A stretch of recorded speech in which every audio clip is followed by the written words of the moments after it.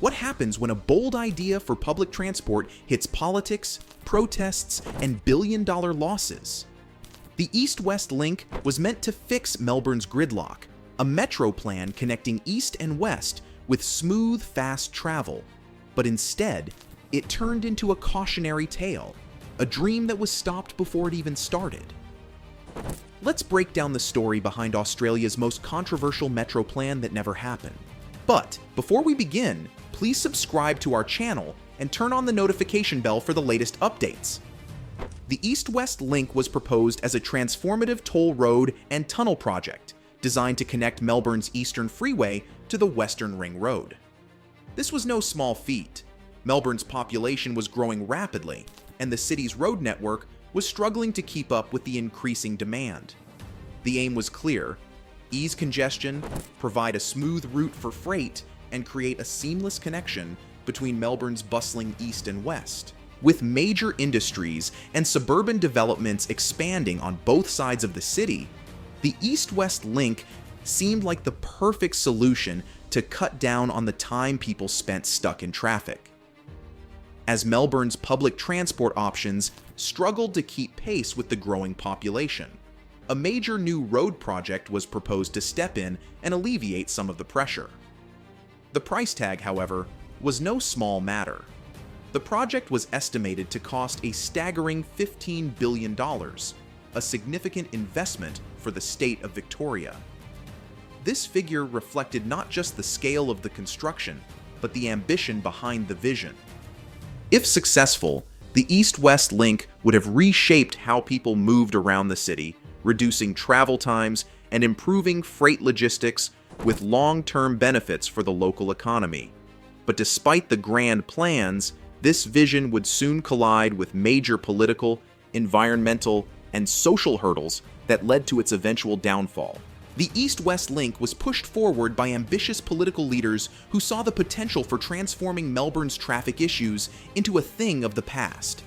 Premier Denny Napthine, representing the Liberal Party, championed the project, declaring it would be a game-changer for the city. His government promised it would reduce congestion, cut travel times, and boost the economy by making freight transport more efficient. The plan seemed like a long-term win for both commuters and businesses. However, while the idea gained public attention, it quickly became a political battlefield. The project was controversial from the start, facing strong opposition from the Labour Party, environmental groups, and local communities. Daniel Andrews, the leader of the Labour Party, made a bold promise during the 2014 election campaign. If elected, he would cancel the East-West Link project. This sparked a political war, with rival parties making grand speeches. But when it came to actually taking action, the trains never left the station. The lack of bipartisan support was a critical factor in the failure of the project. Both political sides were entrenched in their positions, leaving little room for compromise or collaboration. As the years went by, public sentiment became divided, with many questioning whether the promised benefits would ever materialize. Meanwhile, key stakeholders became increasingly frustrated with the repeated delays and shifting priorities.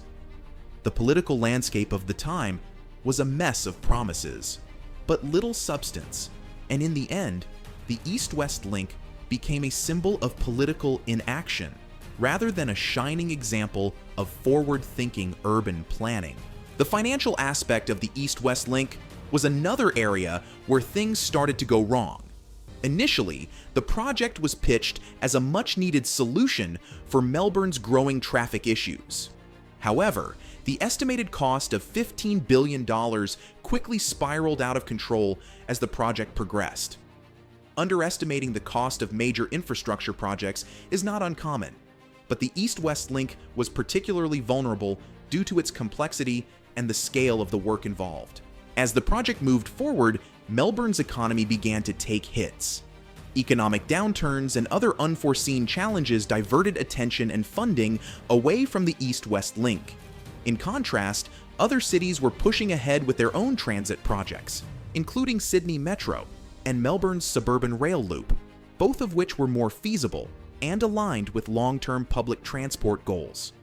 These projects gained bipartisan support and provided clearer returns on investment, while the East-West Link faced repeated setbacks. Public opinion played a crucial role in the East-West Link's downfall. While the project promised relief for Melbourne's traffic problems, it quickly became apparent that not everyone was on board. A large segment of the population voiced their concerns, including residents, environmentalists, and community groups who feared that the proposed toll road and tunnel would negatively impact local neighborhoods, increase pollution, and even damage local businesses. Protests erupted as grassroots movements mobilized against the project, questioning its long-term benefits. A lack of effective communication and public engagement further fueled the discontent. Instead of rallying support, the East-West Link became a symbol of top-down decision-making, where decisions were made without sufficient consultation with the people directly affected. Was this a missed chance to rally Australians behind a common goal of improving their city's infrastructure? If the project had found ways to engage the public, building trust, and addressing concerns, the East-West Link could have potentially united Melbourne in a shared vision for the future.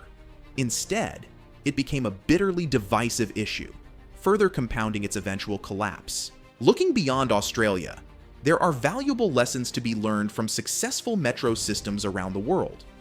London's Crossrail and Singapore's MRT are shining examples of how cities can tackle transportation challenges on a grand scale. These projects not only had clear, long-term planning, but also enjoyed bipartisan support from both government and citizens.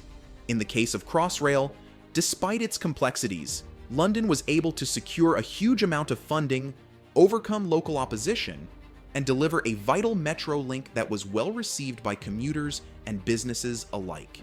Australia, on the other hand, has faced chronic delays, political infighting, and budget blowouts when it comes to large-scale infrastructure projects. The failure of the East-West Link is a direct contrast to what cities like London and Singapore have managed to achieve. The question remains, if they can make it work, why couldn't we? The East-West Link could have been a game-changing project for Melbourne, but without proper planning, public engagement, and political will, it was doomed to fail. The failure of the East-West Link had long-lasting consequences for Melbourne and Australia's standing in public transit. The city's traffic congestion has only worsened in the years since, with residents still grappling with long commute times and outdated infrastructure. While other cities around the world have successfully built modern metro systems that enhance efficiency, reduce carbon footprints, and support economic growth, Melbourne is still stuck with its aging road network. Today, we're stuck with outdated systems, while cities like London, Singapore, and even New York continue to speed ahead with cutting-edge transit solutions. The East-West Link's failure not only hindered Melbourne's growth, but also served as a wake-up call for the need for greater foresight and commitment to urban planning. Had the project succeeded, it could have positioned Melbourne as a global leader in public transport. Instead, it remains a cautionary tale, reminding us of what happens when visionary ideas collide with political and financial obstacles. Additionally, there are ongoing discussions about Melbourne's future transport network, including the suburban rail loop, which could serve as a backbone for a more integrated metro system.